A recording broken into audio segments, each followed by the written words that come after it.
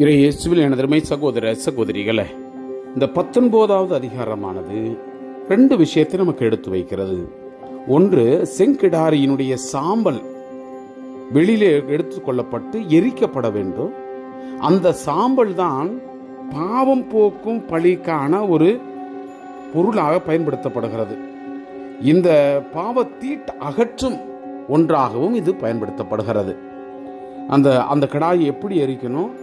Eleazar அந்த ஒரு குரு முன்னாடி தான் இருக்கணும். அந்த இரத்தமானது நம்முடைய தூயகத்தின் முன்னே தெளிக்கப்படணும் என்ற விவரம் எல்லாம் அந்த அதிகாரத்தில் சொல்லப்படுகிறது. பின்பு மனிதர்கள் யாராலும் அந்த பிணத்தையோ இறந்தவனையோ கொலை செய்யப்பட்டவனையோ அதனுடைய எலும்பையோ அல்லது கல்லறையோ எவனொருவன் தொடுகிறானோ அவன் தீட்டுப்பட்டவனாக இருப்பான்.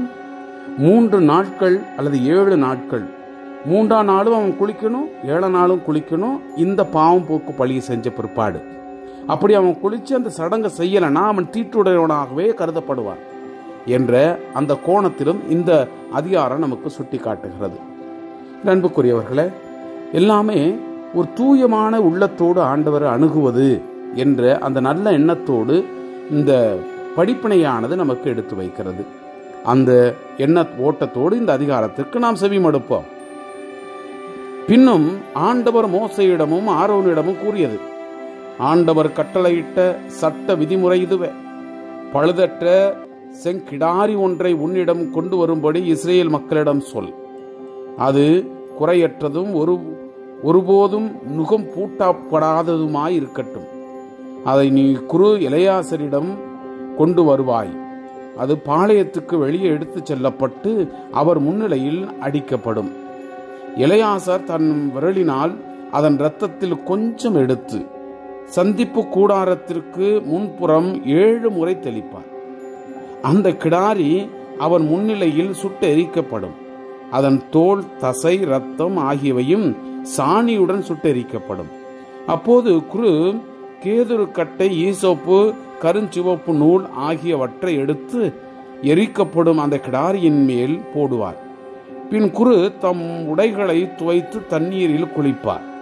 அதன் பின்னர் தான் அவர் பாளையத்தினுள் வர வேண்டும். அன்று மாலை வரை குரு தீட்டுப்பட்டவராயிருப்பார்.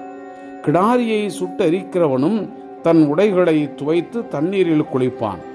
அவனும் மாலை வரை தீட்டுப்பட்டவனாயிருப்பான். தீட்டுப்படாத ஒருவன் கிடாரியினுடைய சாம்பலை கூட்டி அதை பாளையத்துக்கு வெளியே தூய்மையான இடத்தில் கொட்டி வைப்பான். அது இஸ்ரேல் மக்கள் கூட்டமைப்பு கொன்று தீட்டகற்றும் தண்ணீருக்காக வைக்கப்படும். அது பாவத்தை நீக்குவதற்காக பயன்படும். கிடாரியினுடைய சாம்பலை அள்ளி கூட்டுகிறவன் தன் உடைகளை துவைப்பான். அவன் மாலை வரை தீட்டுப்பட்டவனாயிருப்பான். இது இஸ்ரேல் மக்களுக்கும் அவர்களிடையே தங்கும் அயல் நாட்டவருக்கும் என்றும் உள்ள நியமமாக விளங்கும். மனித பிணத்தை தொடுபவன் எவனும் 7 நாட்களுக்கு தீட்டுப்பட்டிருப்பான். 3ஆம் நாளிலும் 7ஆம் நாளிலும் அவன் தன்னை தண்ணீரால் தூய்மைப்படுத்திக் கொள்ள வேண்டும். இங்கனம் அவன் தூய்மையாயிருப்பான். ஆனால் 3ஆம் நாளிலும் 7ஆம் நாளிலும் அவன் தன்னை தூய்மைப்படுத்தவில்லை எனில் அவன் தூய்மையடையான். பிணத்தை, அதாவது இறந்துபட்ட ஒரு மனிதனுடைய உடலை தொட்ட பின் தன்னை தூய்மைப்படுத்திக் கொள்ளாதவன் ஆண்டவனுடைய திருவுருவிடத்தை தீட்டுப்படுத்துகிறவன் ஆவான். அந்த ஆள் இஸ்ரேலிடமிருந்து விலக்கி வைக்கப்பட வேண்டும். ஏனெனில் தீட்டு கழிக்கும் தண்ணீர் அவன் மேல் ஊற்றப்படவில்லை. அவன் தீட்டுப்பட்டவனாகவே இருப்பான். அவன் தீட்டு இன்னும் அவன் மேலில் இருக்கிறது. கூடாரத்தில் ஒரு மனிதன் இறக்கும் போது இதுவே சட்டமாகும்.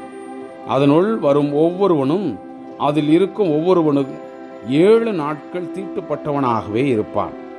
அத்துடன் இறுக மூடப்படாமல் திறந்திருக்கும் பாத்திரம் எதுவும் தீட்டுப்பட்டதாகும்.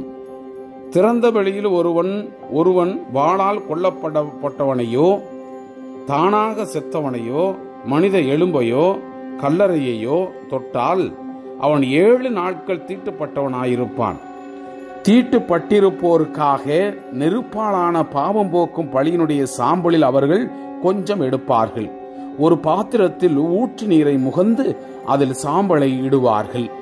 தூய்மையாயிருக்கும் ஒருவன் ஈசோப்பை எடுத்து அதை தண்ணீரில் தோய்த்து கூடாரத்தின் மேலும் அதன் பாத்திரத்தின் மேலும் தெளிக்க வேண்டும். மேலும் அங்கிருக்கும் ஆட்கள் மேலும் தெளிக்க வேண்டும்.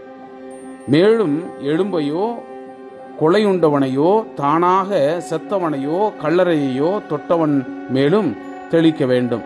தூய்மையாயிருப்பவன் தீட்டுப்பட்டவன் மேல் 3ஆம் நாளிலும் 7ஆம் நாளிலும் நீரை தெளிக்க 7ஆம் நாள் அவன் தூய்மையாவான்.